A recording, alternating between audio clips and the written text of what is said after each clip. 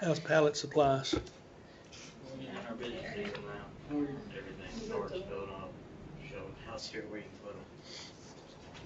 Thanksgiving, last couple months, really busy. Christmas, Thanksgiving, everybody's buying stuff. Everybody's shipping stuff, and then January, February fall off. I probably got 150, 200. Just some of them are old. I guess, but Tom? Yes, I hear you, Dwayne. All right. What about Evansville and South Boston? just need to move. Yes, Nina, are you there? Yeah, Oh, okay, wonderful. Okay, Keysville, did y'all reconnect? Oh yeah. Okay. All right. Now, guys, who's going to win the ball game tonight? Panthers. I was referring to between Chicago and Remember the last time you brought this up, I turned you off. I don't know why.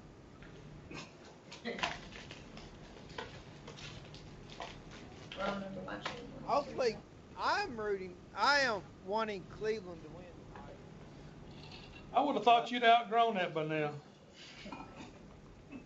No, I'm still a kid at heart. Go back to the old movie Major League. Boy, there's not a park in the country could hold that ball. The other guy says, except Yellowstone. Y'all remember that movie Major League? That was a cool movie. Yes, I do. So I'm rooting for the Indians. Plus, I got family up there. So, my cousin works for the Indian organization and helps run the big jumbotron at the Cleveland Indian ball games and the Cavaliers games. So, I'm rooting for them. My cousin needs a job too. I must be the only one though, right? Everybody else is rooting for the Cubs. I don't watch baseball. I don't either. I don't watch it either. I'm just watching this. I watched about the first 3 to 5 innings in the World Series, and then I go to bed. I need to watch it. But I'm rooting for Cleveland. That's about the only. My wife said, "Why, I can't believe you're watching baseball. You never watch it all year. Why are you watching the series?" I don't know. Don't have a good answer. But no, I go to sleep just fine. I don't need to watch baseball. Well, Tech won. And Nebraska lost, and West Virginia lost, and Tennessee lost. But that's all right. Okay. Did everybody have a good Halloween last night? I didn't get any candy. I'm sorry, I didn't hear you. I didn't get any candy. I had a freaking salad for dinner. Did y'all have a lot of trick-or-treaters? Nope. No, I didn't do Same number we always have, none. I didn't hear you. Living off the road. Exactly. They won't come down my driveway.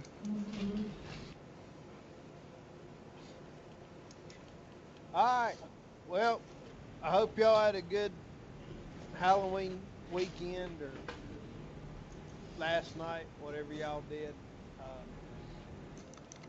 And ready to start to work this week. So, all right. We do have an exam in here on Thursday. So, I will cover the second section of the book about the different animal industries.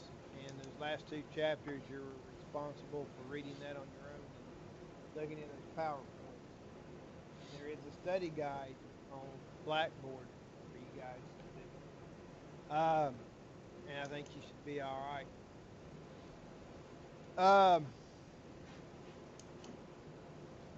Then last week we started section 3 about biology and anatomy, and we started chapter 13 where we're looking at basic biology, looking at cell structure and different systems in the body. And we talked about the skeleton system and muscular system and respiratory system, cardiovascular, and GI tract. And we talked about the major systems of the body. So we got up through the adipose tissue. We talked about that. We finished up with talking about adipose tissue. Now, today we're going to hopefully finish up his chapter, so we'll kind of pick up where we left off last week. And we'll pick up with the nervous system and the brain. And actually, we kind of think of the nervous system and the brain as one deal, but functionally, it's two different systems. You have a central nervous system that includes the brain and the spinal cord. Then you have a peripheral nervous system, and then you have an autonomic nervous system. So you've actually got three different functionally different systems with the nervous system and the brain. But what is so important about our nervous system and brain? What's it do?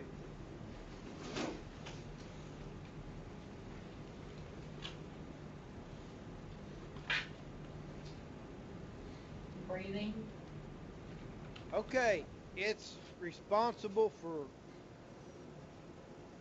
breathing. I mean, it just kind of tells our body some signal that goes out when we have to breathe. What else? What do you guys do? Temperature control. Yeah, muscle control. It's essential for movement. It tells our body. I mean, we don't think about it; it just happens. But it tells our body that sends out nerve impulses that we need to move. We want to move our hands. We're going to stand up. We're going to walk. It's essential for movement. And related with that, it kind of keeps us balanced, with different mechanisms in our bodies, fluids in our ears. It helps maintain our level of balance. It helps us maintain, it's responsible for what they call homeostasis. Now, what is that? What's homeostasis? The proper balance of something. Remember when we were talking about cells let's think. You know how we kind of maintain a constant internal temperature? Things are, if we're healthy, we're not sick, things just kind of click along. We stay at a constant temperature, we're breathing, our heart's beating, we're in balance. It's homeostasis. We're not dependent on sunlight for a certain temperature of our body to maintain. This keeps everything running normal. So it's essential for movement, for homeostasis. It's the nervous system in the brain is essential for reproduction and growth.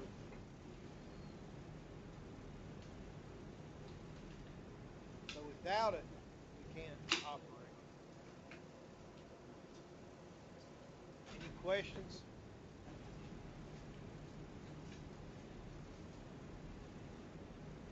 All right. What about the endocrine system? What is that? Can you say it again? The endocrine system. I think it's like the. ENDOCRINE. Isn't that the What one is to it do with hormones? Or I didn't hear you. isn't that the one to do with hormones, or is that another one? Yeah, you're right. Produces hormones. Now, what are hormones? Yeah. What exactly are hormones? All right, I had an answer here, chemical. Is that right? They're chemical messengers, right? And the hormones are chemical messengers that work closely with the autonomic nervous system to maintain homeostasis and to control key functions such as metabolism, growth, reproduction, and lactation. So, how does that fit in with animal production, guys? How important is the endocrine system in animal husbandry, raising animals? Very important. Very important. What's their most economically important trait? Reproduction. Reproduction, right? For cows or sheep or goats or pigs don't get pregnant, we don't have a product to sell. Correct? If our dairy cows don't get pregnant, then they don't have any milk for us. You know, they don't get pregnant calves, they're not going to be producing milk. How important is it for our calves to grow?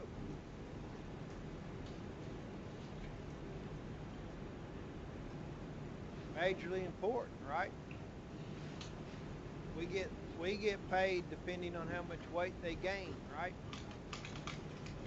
So growth is very important to us. So what are some of the endocrine organs? What are some of those endocrine glands? Pituitary gland. I'm sorry, I didn't. Sweat gland. Sweat glands. I'm Pituitary sorry. gland. Can you repeat that again, please? Pituitary glands. Yeah, the pituitary gland. That was deemed.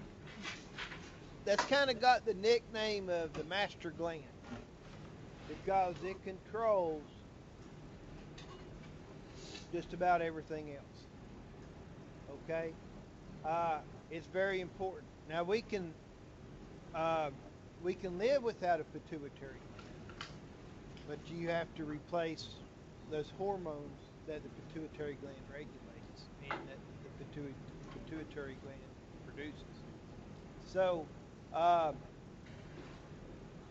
definitely the pituitary gland is one of them. What are some other ones? Hypothalamus. The hypothalamus. Now, what we have found out since, I told you the pituitary gland was nicknamed the master gland, that came about years ago, and what science has shown since then is that the hypothalamus, which is in the brain, it controls the pituitary gland. It's what it produces hormones to tell the pituitary gland what to do. and then the pituitary gland releases hormones that affect other glands, and releases hormones that it produces as well. What else? What other glands out there are part of the endocrine system? Adrenal. The adrenal glands. What's the adrenal glands known for, and where are they located?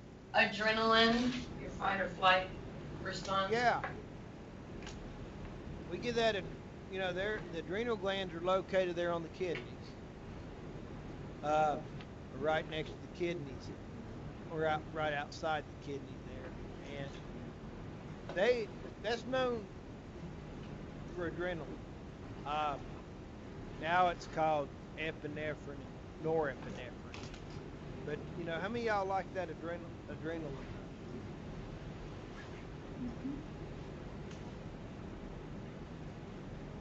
You like it or don't like it? Or does it depend? Depends on why you get it. Yeah, for me it depends on why. You know, if I'm doing something to get the rush, like bungee jumping, then I like it. But I've only done it one time. But It's a little different when you see those if I'm doing snakes. something that I want everything to be calm, cool, and collect, and a wreck about happens, and I get that adrenaline rush, I really don't like it.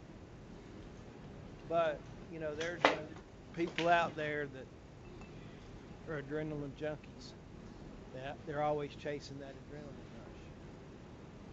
But anyway, be it good or bad. What are some other glands of the endocrine system? Thyroid.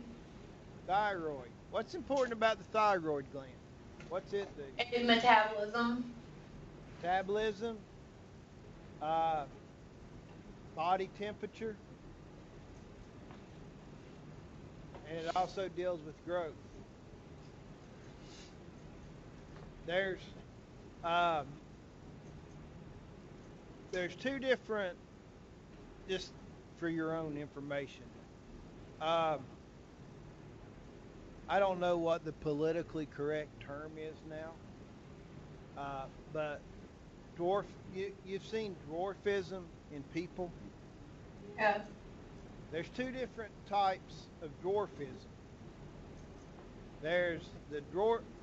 You've seen dwarfs that were proportional all over, but you know their trunk size and their limb size and their head size, everything was proportional, but they were just short. Have y'all seen those type of dwarfs?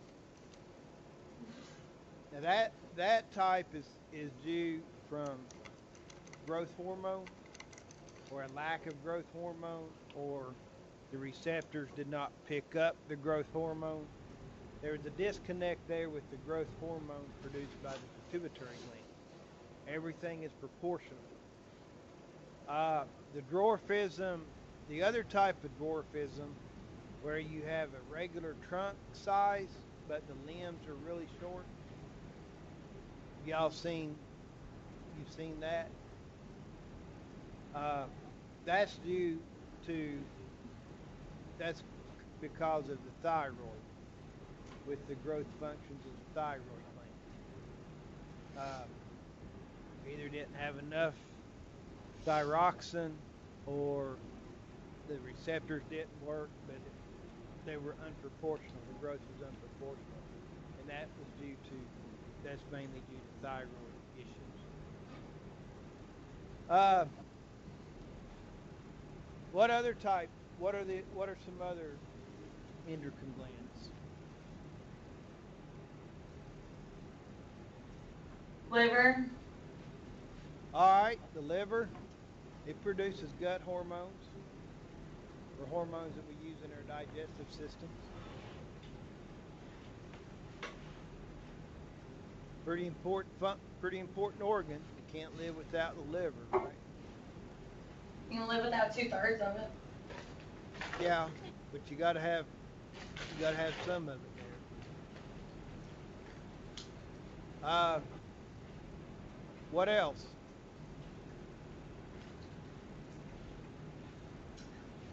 Adipose tissue. Okay, they do produce hormones.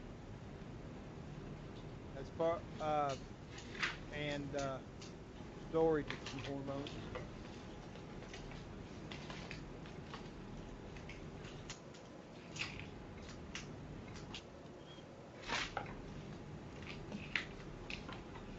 What about the pancreas? In particularly the islets of Langerhans that produce insulin. Diabetics. Remember, diabetics have to take insulin. Um, Islets of Langerhans produce insulin and glucophage. Um, so that's another one. The gonads produce endocrine hormones. The testes in the male and the ovaries in the female. Important for reproduction. The abomasum and small intestines also produce hormones. And then the pineal gland in the brain produces hormones. The main one you think about with the pineal gland is serotonin, right?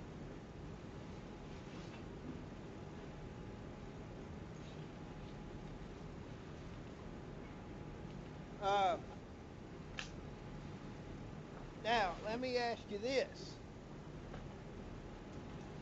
With the endocrine system being highly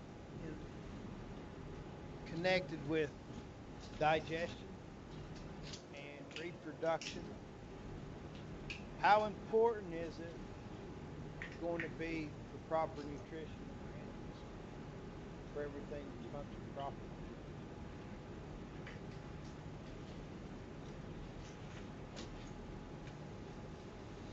We get something out of whack, can that affect hormone production? It could affect growth, reproduction, or lactation of our animals.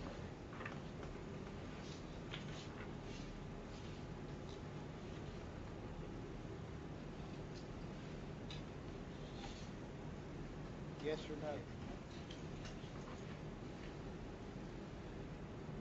Come on, guys. What answer am I looking for? Yes, it can. Now, when we think about the kind of drive home the point of this nutrition, reproduction, and hormonal interaction, let's talk about some real world examples. Okay? Now, several of y'all raise beef cattle, right? We got a couple there, Patrick Henry, we got two here. The guys there in Keysville, Nina, South Boston.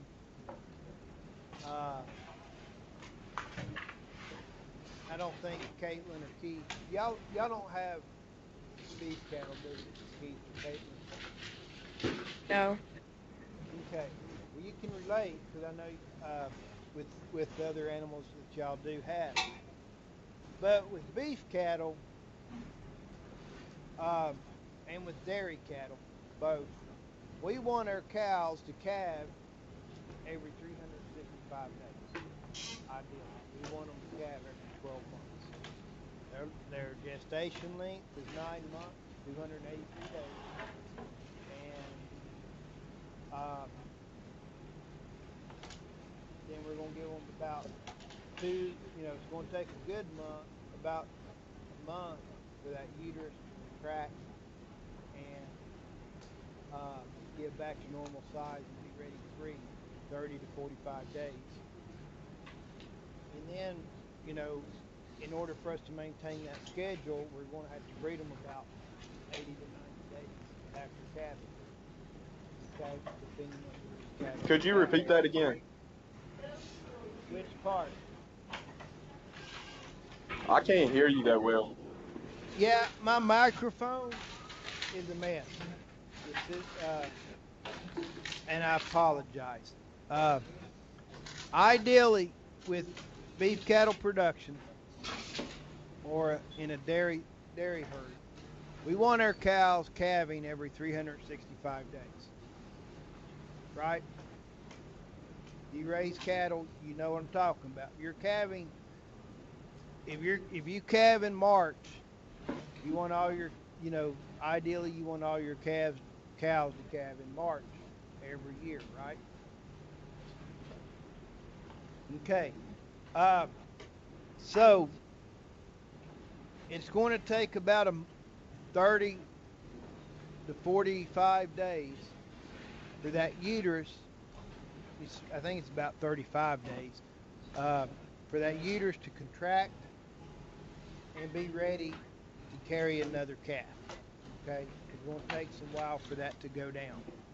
It's not actually doesn't take very long, just about a month. But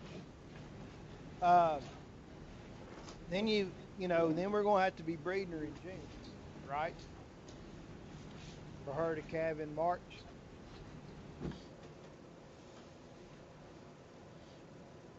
You agree? So that gives us 30 days from calving on March the 1st to June the 1st. We put those bulls out.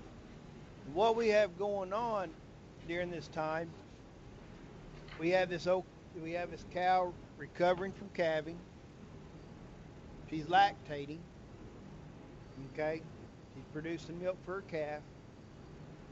And to add another whammy onto this, there's that suckling reflex. It inhibits that cow coming back into estrus.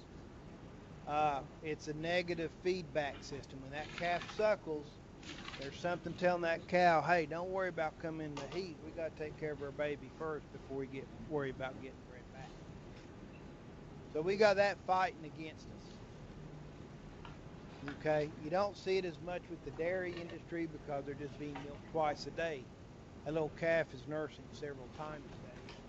It sends that negative feedback to that cow, or to that hormonal system that's telling that cow do not come into heat.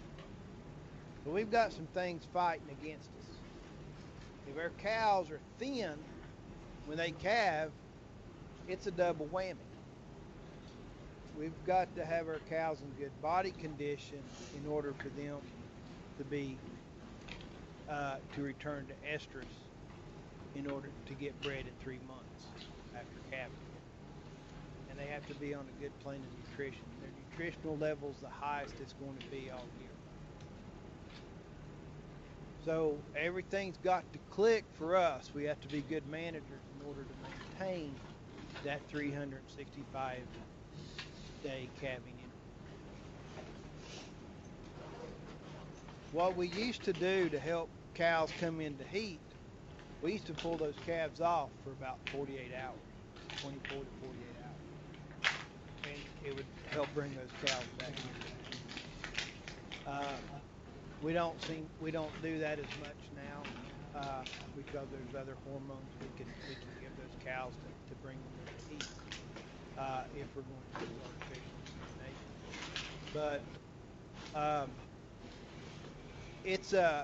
you have this really complex relationship, a lot of interactions going on between the reproduction system, the endocrine system, and nutrition. You got to be able to balance all that out, and you got to be able to feed your animals what they need, but at the same time, you do not want to overfeed them because feed costs are about 70% of the cost of that cow per year. So it's tricky. It's not, you need to know what you're doing. Make sense? A lot of times we get lucky. Sometimes we don't get lucky. Sometimes we do our homework and we do everything right and it works. Sometimes I know people don't have a clue and it works for them.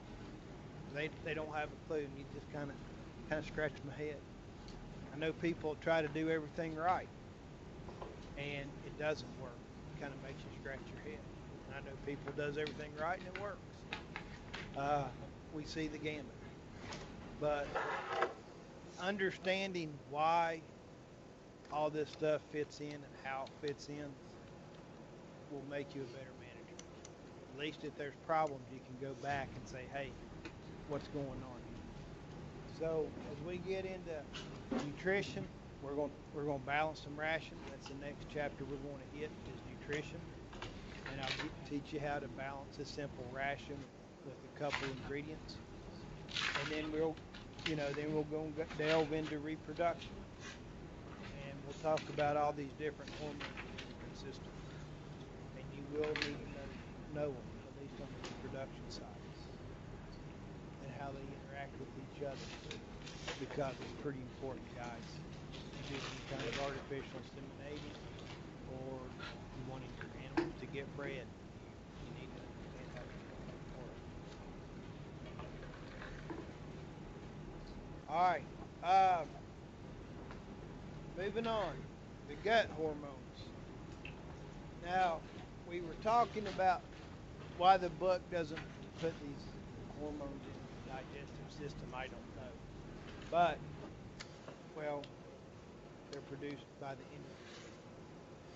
But thinking about our digestive system, it is regulated by hormones and nerves, and the gut hormones control digestion. It controls how fast the digestive moves through the digestion tract and what's secreted into the gastrointestinal tract. It may be involved in appetite control. And we definitely know it's involved with the hormones glucagon and insulin.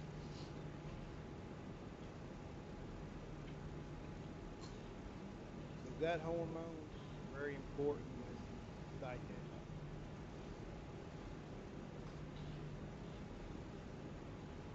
Now, to get all this stuff functioning, working together, there's a lot of integration going on between these different systems. And the nervous system,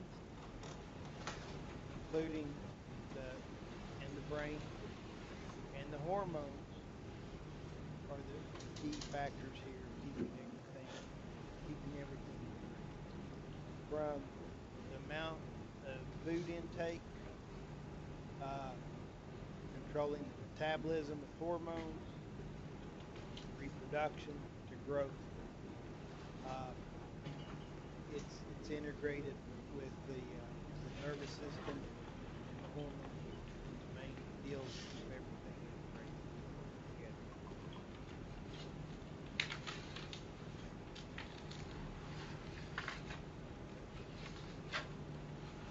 All right.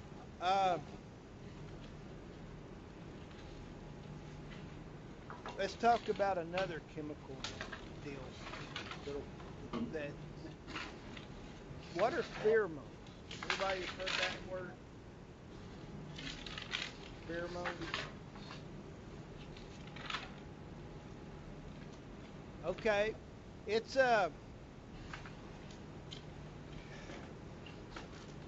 it's a scent.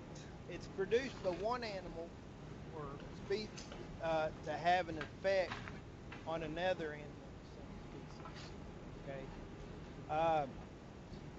Like cats, they have a facial pheromone, and then they have their territorial marking pheromone.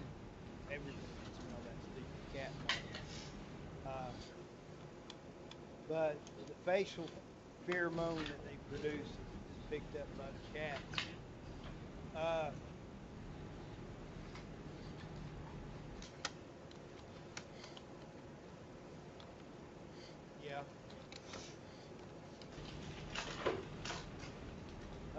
Dogs, they produce some pheromones.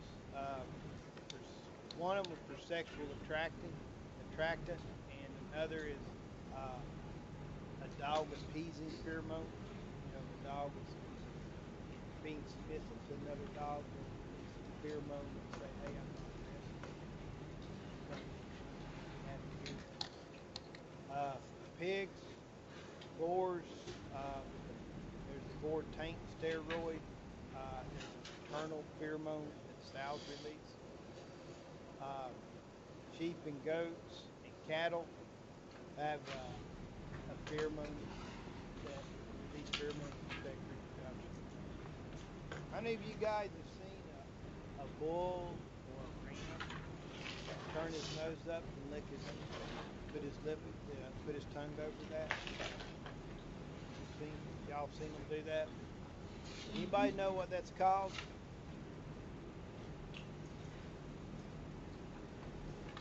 The Fleming response. Lemming. What's that?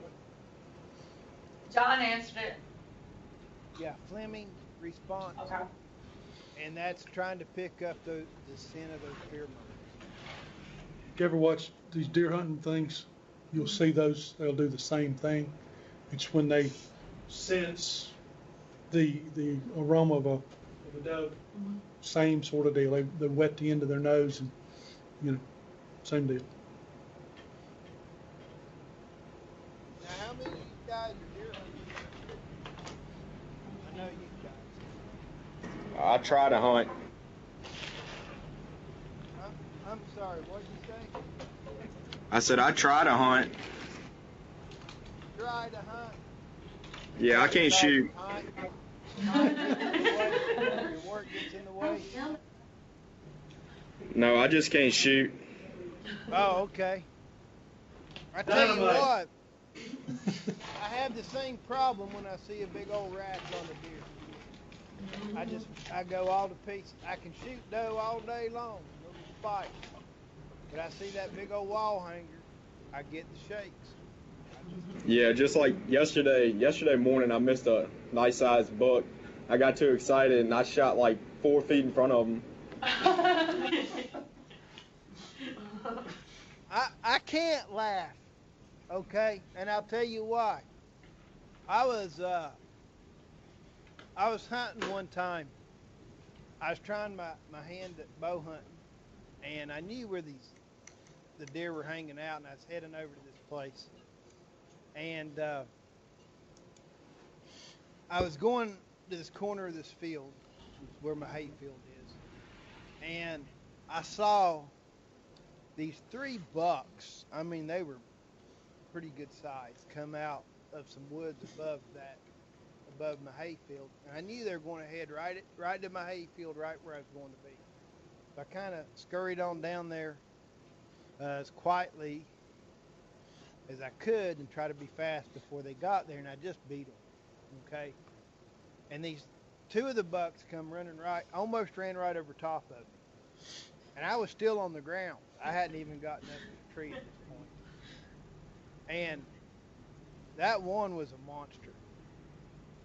And I started shaking so bad I couldn't even pull back the bow.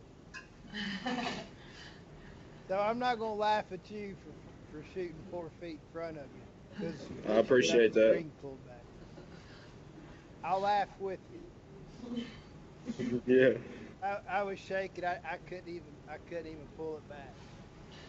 And then I said, the heck with this. I'm just gonna use the gun. So I haven't bow hunted since. So, anyway, some of these scents that we use for deer hunting, how many of y'all use these scent bombs?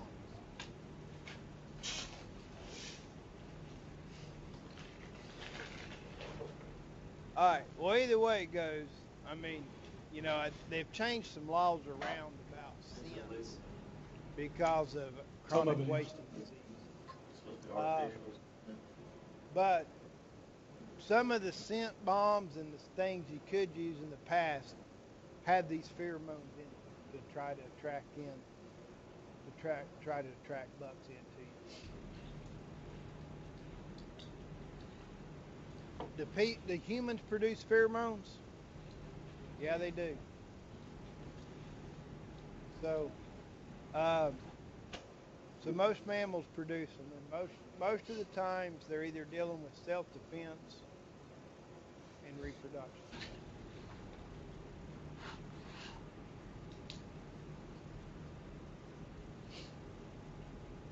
they're pretty important.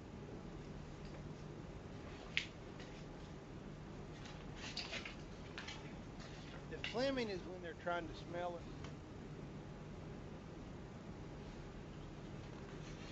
Yeah, they produce pheromone. I don't know. I don't know where cows are.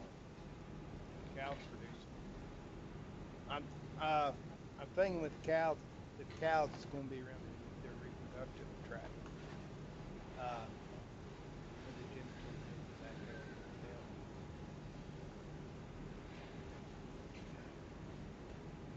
the tail. No, I mean it's just something they produce that can be smelled to the olfactory. You know, that animals of the same species can smell. You're probably not going to be able to smell it. You know, we can see signs of when they're in heat, but when they're in estrus, but we can't smell that. The bull can smell it. You know, you can turn a bull loose in a herd of cows, and he'll go around sniffing them with a lemon response, and bellering, and he finally finds a cow that'll let him out. If they're in heat. Studs do the same thing. So, and ram and bucks.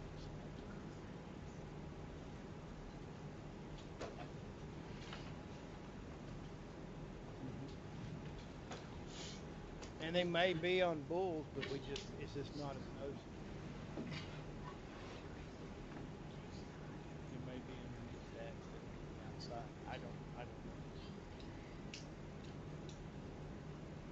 All right, any questions about chapter 13? What I will do for you guys is after we have our exam on Thursday, I'll put a little quiz up on Blackboard for you guys. And I'll make it open book just so you can start thinking about these systems and what they do in cell structure. And there'll probably end up being some test questions out of that quiz. But don't worry about that. I won't mess with that till after your exams. But like I said, it will be open book. But your exam will not be. Just the quiz that will be on Blackboard. But your exam will be an exam. No notes, no open book. Okay. Y'all have any questions regarding chapter 13?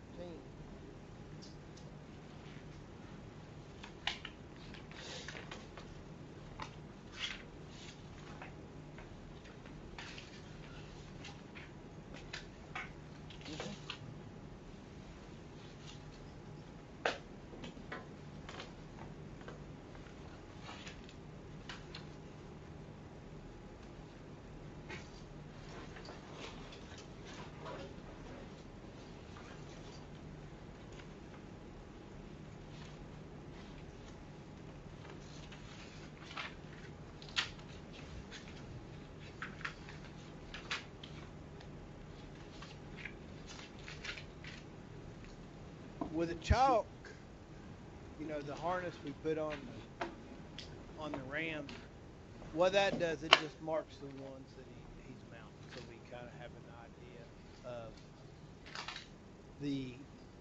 of the ewes that he bred. And the same thing with the bucks, or on goats. When I was in Colorado on that ranch, we used a bull. Or we used, it was a halter we put on the bull, and it had a little ball underneath the halter, and it had a compartment we put paint in there, but we needed to mount or chin a cow. It would paint that cow.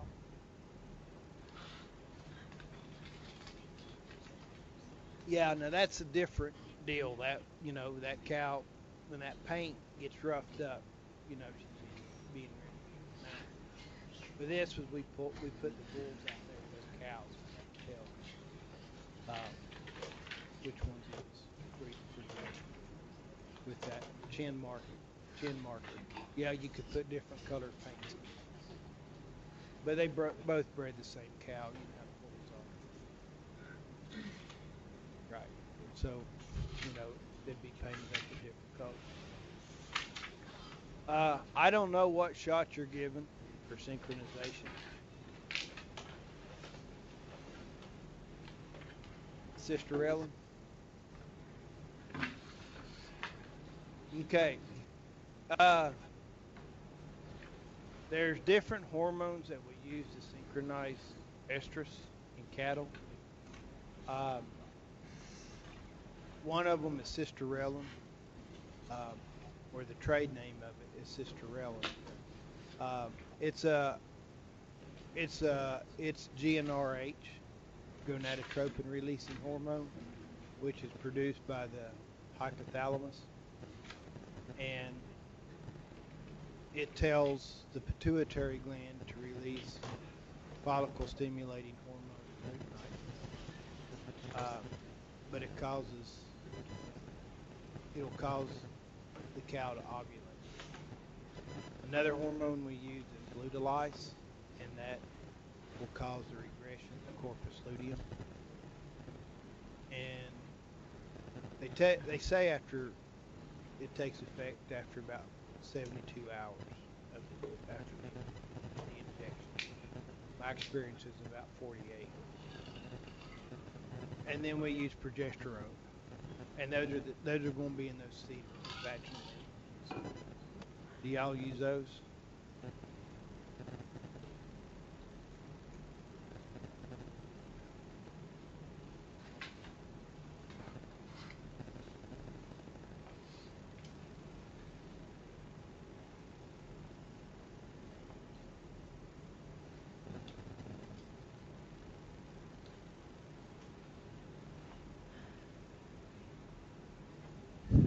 If you're given GnRH, you shouldn't have to do that.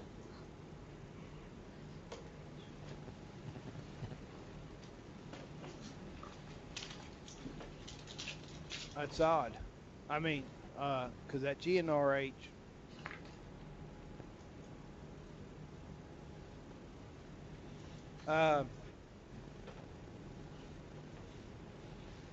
usually we use the GnRH in conjunction with progesterone and luteolase with the cedars, and it tends to work pretty good. And we don't usually use that calf much anymore because it's a hassle. But we'll talk more about that in the reproduction section, if that's all right. Right now, let's move on to chapter 14, which is nutrition, and then we'll hit reproduction, and we'll talk about different methods, and we'll talk about all those hormones and how to synchronize them, or synchronize estrogen. Okay? Is that all right with y'all? He was asking me some questions about synchronization for their cattle. And we'll get to that here in chapter 15. All right.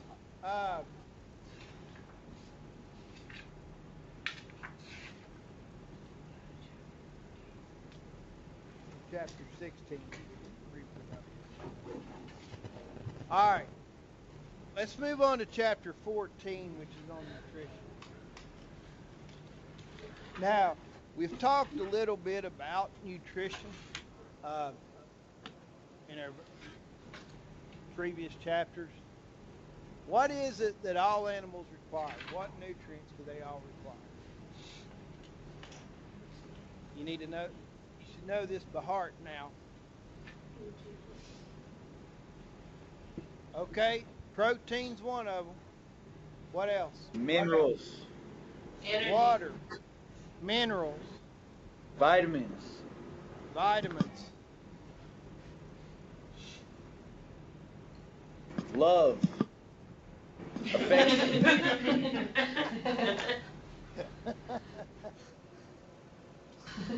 How about energy? That's what I said. Yeah. All right. Energy, protein, minerals, vitamins, and water. We have to have those 5 nutrients in this body.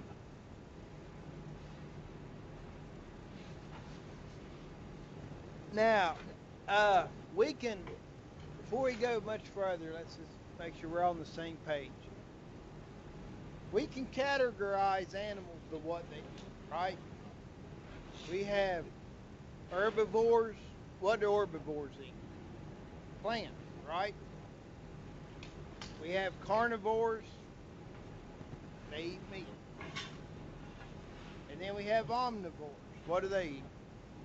They eat both. Eat meat and plant material. Can you give me an example of a herbivore? Okay, goats and sheep. What about omnivores? Pig, chickens. What about carnivores?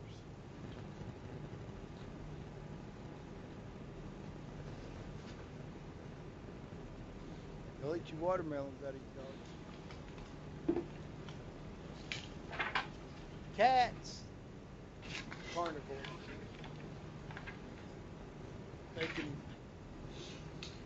That would be an example of a carnivore. All right.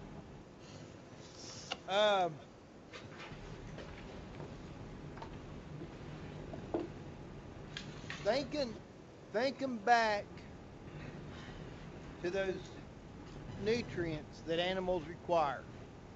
Let's take a look at energy, okay? Energy can be broken down. We can divide that up into 2 categories: carbohydrates and fats. Now, when we think about carbohydrates, what are carbohydrates? Carbohydrates. We hear that all the time, right? In human nutrition. How many carbs something has? I gotta eat more Like carbs corn. to go doing something. Okay, what did you say, Keith? Or whoever spoke? What do carbohydrates contain? Like sugars? Yeah, sugars would be a carbohydrate. But what are 3 elements, the chemical elements that carbohydrates have? Carbon, hydrogen, and oxygen. Okay. Carbon, hydrogen, and oxygen. That is correct.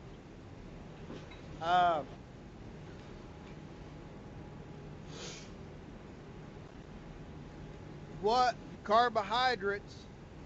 Now John in his class talked about photosynthesis, right?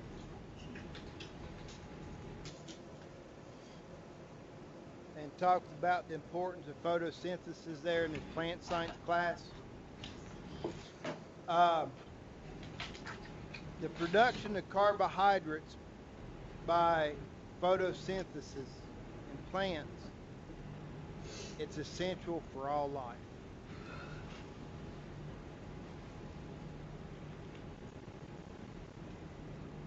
Y'all agree with me or not?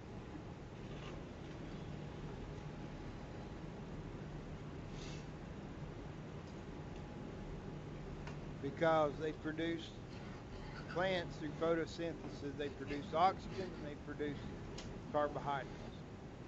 Animals eat the carbohydrates and they get energy.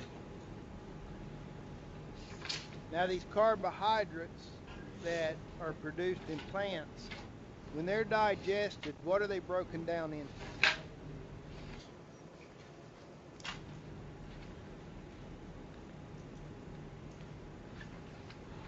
And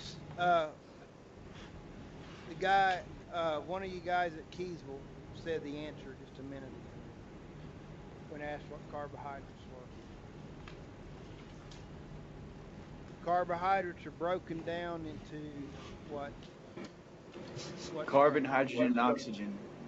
Right? Those No. are what they're made of. When they're digested, they're broken down into sugars. Okay?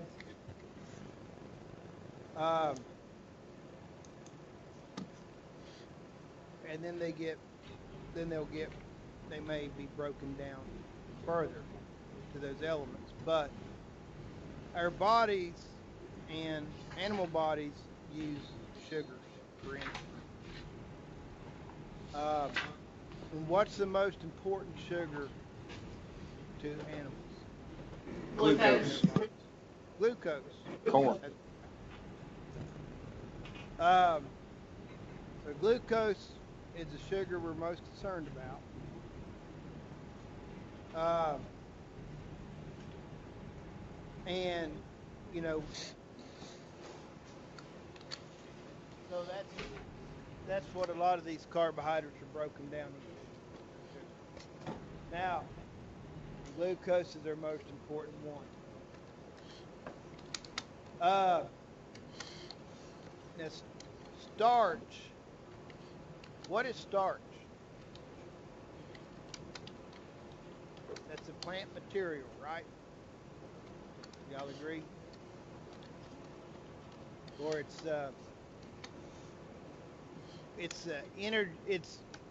animals tend to store excess energy in the form of fat, right? Plants store their energy in the form of starch. And when we think about seeds, that's the main starch is the energy that's in the seed, like corn, wheat, oat.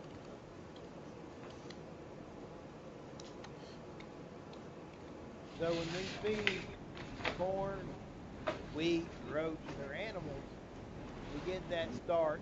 Starch is a carbohydrate, and it's going to get broken down into sugars. The glucose to be used by our animals.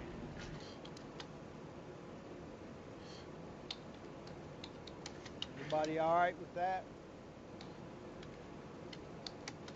Any questions?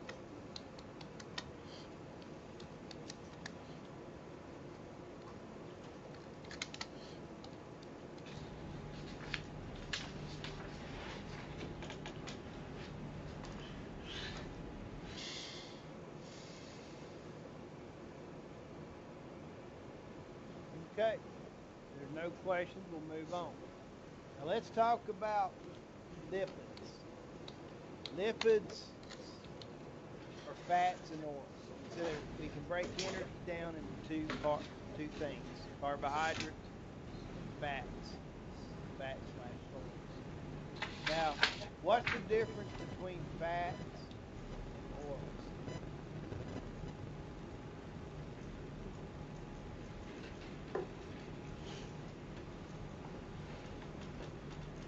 Do we get oils from animals? Do we get oils from plants?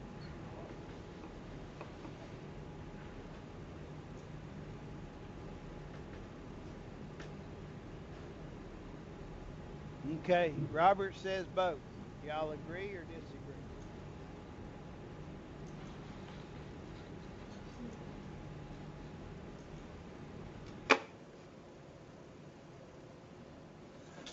Think about you agree with you, Greg.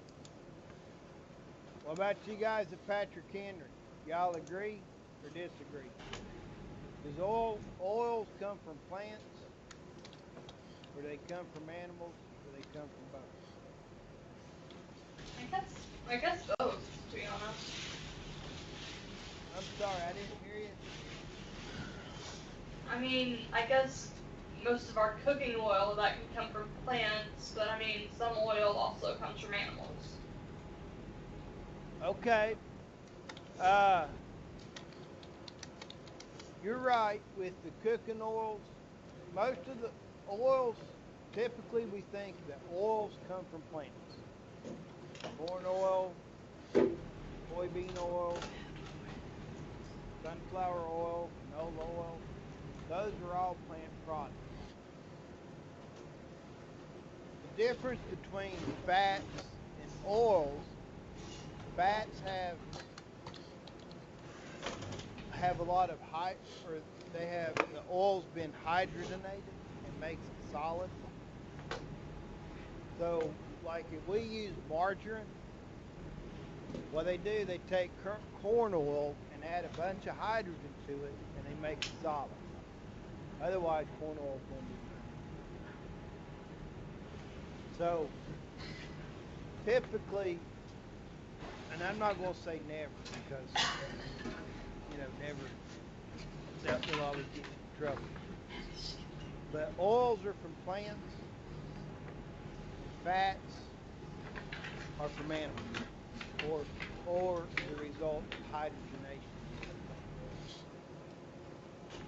So when we think about,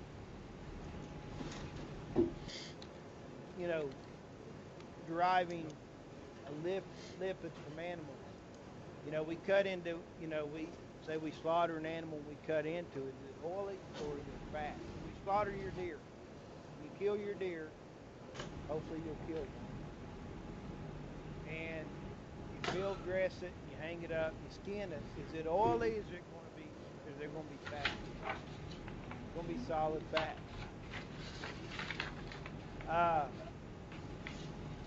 So fats are from animals, oils are from plants. And we can add, there are fats that are, or fats and oils, they're predominantly called, the chemical structure they're called are triglycerides. And there's other types, but most of them that we deal with are triglycerides.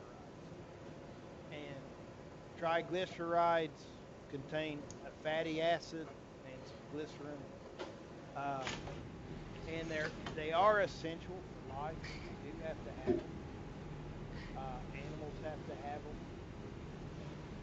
And they're pretty high energy. That contains a lot of them.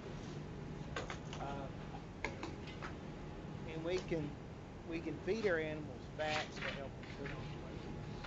For those of you who have horses, how many times have y'all ever added corn oil to the feed to help to boost up that energy and gain weight? You ever tried that? Done it?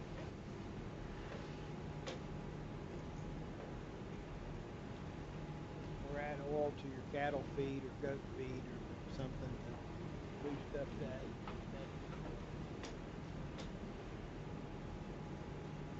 It can be done.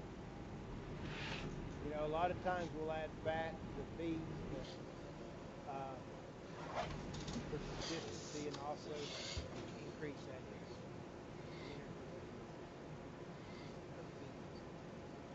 energy or oils to cut down the dust. So it's a common additive to feed.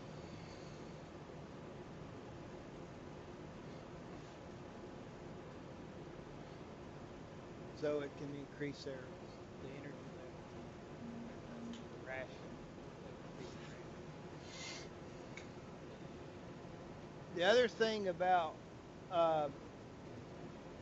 lipids, fats, and oils, is that it helps absorb B vitamins. Or B complex vitamins, water-soluble vitamins.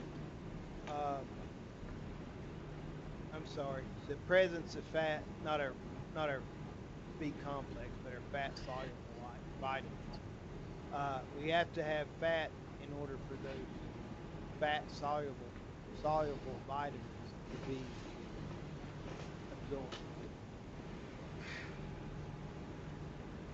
What are fat soluble vitamins? Vitamins A, D, E, K, right? So in order for those to be absorbed, we have to have fat. Can fat improve the flavor of the feed and the texture?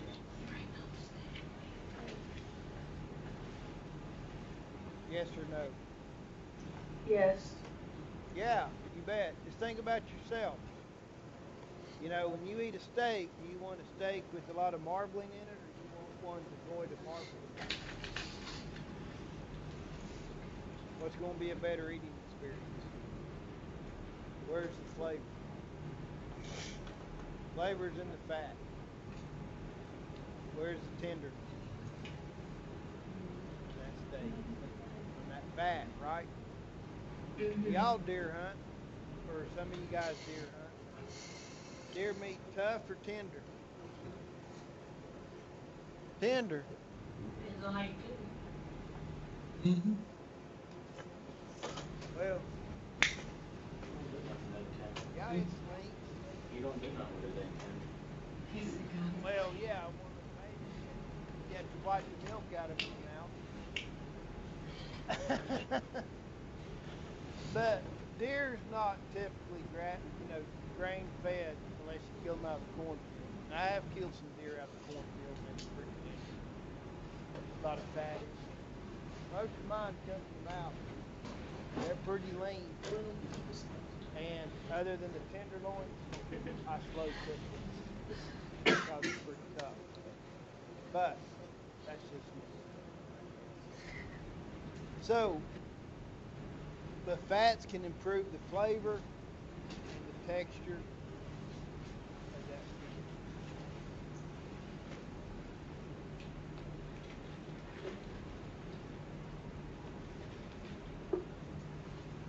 And as I said, there's some of those fatty acids that are essentially life. They're called essential fatty acids. They cannot be synthesized because a couple of them important elements. But anyway, the animal's body can synthesize certain fatty acids. So those fatty acids have to be added to the diet,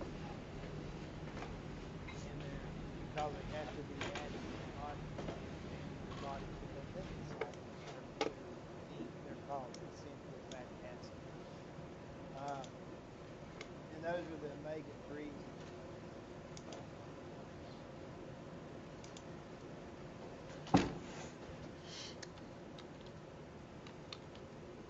All right. This is probably a pretty good stopping point because we're trying to change over to proteins right now. So we'll end here. Now, guys, let me ask you this. With, you guys raise cattle. Some of y'all raise cattle. What's the most limiting? What do you think is their limiting factor in that feeding? Is it water? Is it protein? Is it energy? What nutrient is typically our limiting factor?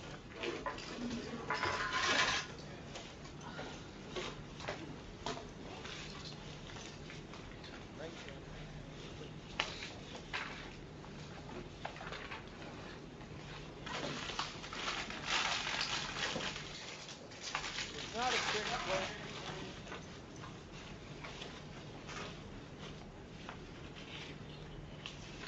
What do you think the limiting nutrient is?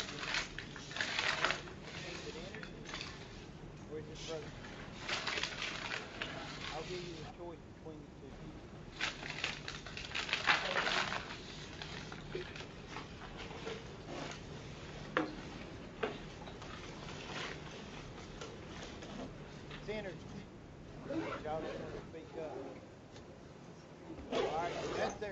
what they're limiting nutrients in Virginia.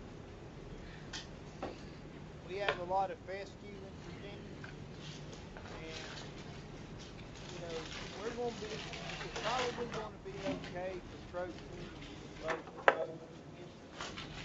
most situations. We're going to be all right. Even poor quality fescue hay, you're probably, unless it's really, really bad,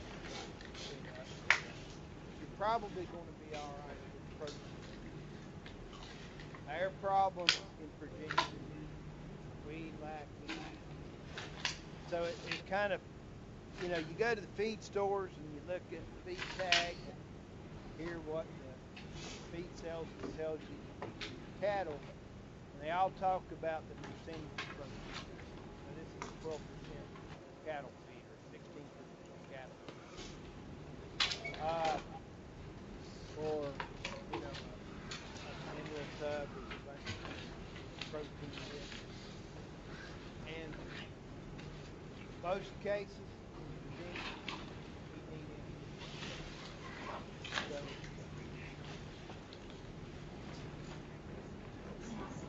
keep that in mind. All right, looks like we're out of time.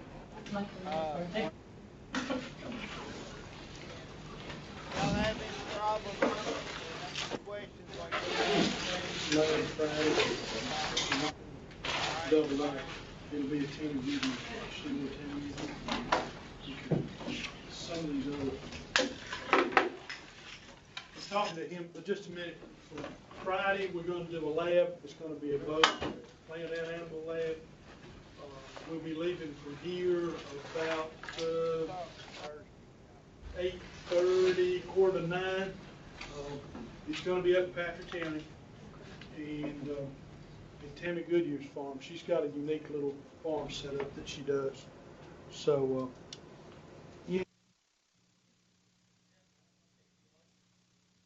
What do you mean? You have to go pick him up, you will be.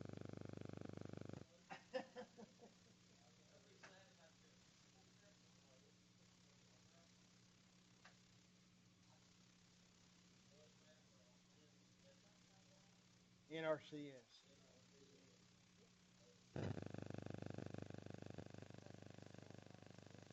Keith, hold on one second. Keith, are you having your surgery on Thursday?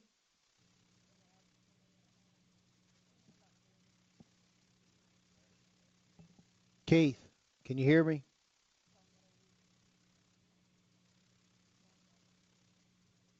Keith, can you hear me? I guess he can't hear me.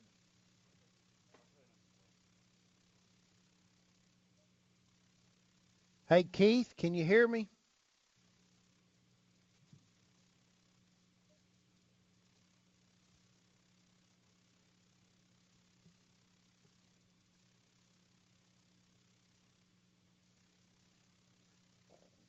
Keith, are you having your surgery on Thursday?